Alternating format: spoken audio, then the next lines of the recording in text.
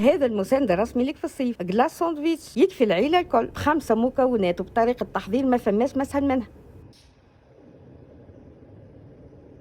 زوز باكوات من اي نوع من البسكوت، المهم ما يكونش مقاطع. ونحيوه.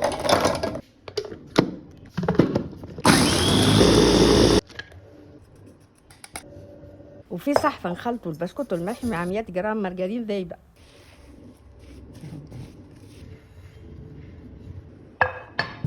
تطبخ مغلف بالبابي ترونسبارون، نحطو نص الخليط نتاعنا وبكاس ندلو عليه مليح حتى يتولي كتله واحده. للجلاس نتاعنا نصبو دبوسه كريم ليكيد وزوز ساشيات كريم شانتيه و100 ملل حليب بارد. نقعدو نخلطو نتحصلو على القوام هذايا، ونزيدو 3 كعبات بسكوت ونفتشوهم بيدينا ونصبوهم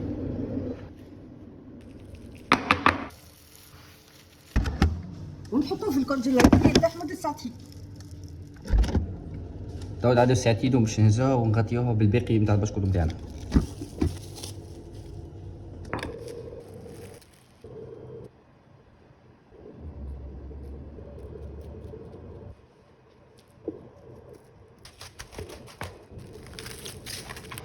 ونرجعوها للكونجيلاتور ترتاح ليلة كاملة.